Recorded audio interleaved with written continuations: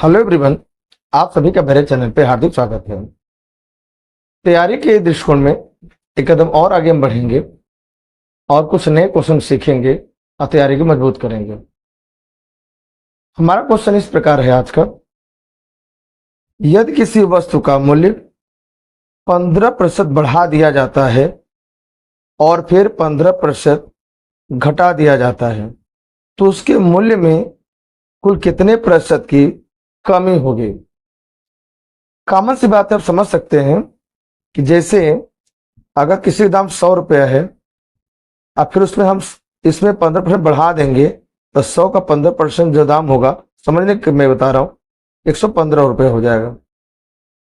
अब फिर इसका जो 15% निकालेंगे, 115 का 15% निकालेंगे तो हम यहाँ पे देखिए 15% निकाल लिया जाए तो कुछ ऐसा मतलब हो जाएगा। दोनों गुणा कर देंगे या कटपिट में चाले 5 से 15 हो जाएगा, 5 दूना 10, 0 आ जाएगा, 5 के 20 और यहाँ हो जाएगा 5 दूना 10 और 5 ते 15 और 23 से 3 बार करेंगे तो 3 त्रिका 9, 3 दूना 6 बटे 4 तो पहले की वैल्यू हो जाएगी हमारे 4 एकम 4 और 2 और 9 29, 4 से 28, तो 1 और 0 करेंगे तो हमारा आ जाएगा 4 दूना 8 और 4 पंजे 20 माने हो जाएगा 17.25।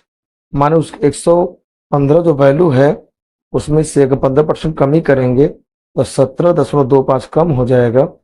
और तो यहाँ पे अगर जो बढ़ा दें तो 0.75, यहाँ हो जाएगा 14, 14 में 7 गया 7, यहाँ 10 में से 1 गया 9, माने क्या हो जाएगा। कहने मतलब यह है जो 100 रुपया ओरिजिनल वैल्यू थी, 15% बढ़ाने के बाद जब 15% घटा दिया गया, वैल्यू को माइनस कर दिया गया उसमें से, तो दाम ओरिजिनल वैल्यू से देखिए कम आ गई। इस समझने वाली बात है, मैंने आपको समझाने प्रयास किया। देखिए करें कैसे, आई मैं इसको आपको कराता हूं फॉर्मूला से। हमें कह रहे कमी हो जाएगी, यही बात समझना है। अगर आप समझ जाएंगे तो बेहतर होगा, है ना। तो कितने परसेंट कमी हो देख लीजिए, मिला लीजिए। यहाँ कितना हो जाएगा, 100 था पहले और 97.25 और 75 हो जाता है, माइनस करेंगे आप क्या आ जाएगा 0.25 हो जाएगा। ये 100 में से 75 गया तो 25, 2.25 आंसर होना चाहिए। ऑप्शन में ए करेक्ट होगा। बट मैं इस तरह से आपको नहीं सजेस्ट करूंगा, ये तो मैं समझाने प्रयास कर रहा कि दाम बढ़ने के बाद जब घटाते हैं तो वैल्यू पहले से छोटी हो जाती है। मेरा ये उद्देश्य था। आइए अब करके दिखाते हैं। रूल ये है कि अगर वृद्धि और कमी दोनों का मान, प्रतिशत मान अगर समान है जितना भी है, मान लीजिए हम मान लीजिए यक्स है कि वृद्धि प्रतिशत यक्स हो और कमी प्रतिशत भी यक्स हो, तो निश्चित रूप से कमी ही होगी। मैं जो यहाँ समझाने प्रयास किया हूं कि कमी होगी, इसलिए कुल मिला के जो प्रतिशत कमी होगी, जो प्रतिशत कमी आएगी फाइनली वो कितना होगी, यक्स का स्क्वायर बटे में 100%। ये फॉर्मूला है, यक्स परसेंट की वृद्धि और यक्स परसेंट की कमी, तो प्रतिशत कमी ही होगी फाइनली, जैसा मैंने आपको समझाने का प्रयास किया। तो हमारा जो आंसर आएगा वो यक्स स्क्वायर बटा 100% में आंसर होगा।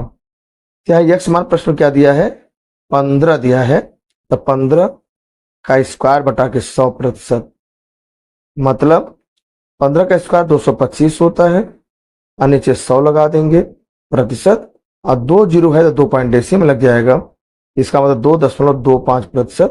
देखिए आंसर सेम आ गया, इसलिए ऑप्शन नंबर ए करेक्ट है। तो पहली बार मैंने आपको जनरल रूप से समझाने प्रयास किया कि कैसे ये वैल्यू कम हो गई और कितना होना चाहिए, वो इससे भी आंसर आ गया। बट ऐसे नहीं लगाना, आपको इस तरह लगाना है। मैं आपको समझाने प्रयास कर रहा था कि आखिर यहाँ पे फाइनली कमी की जो बात किया है, वृद्धि की बात कमी, क्या कभी वृद्धि हो सकता है? बिल्कुल कभी वृद्धि नहीं होगा। आप समझ सकते हैं 100 रुपया वस्तु का दाम 15 बढ़ने के बाद फिर 15 जब कमी मैंने किया, पहले से उसका मूल वैल्यू से पहले से वैल्यू कम आया, कितना कम आया, तो 2.25 कम आया। इसका मतलब यही था। आई होप आप इस क्वेश्चन को अच्छी तरह से समझ गए होंगे।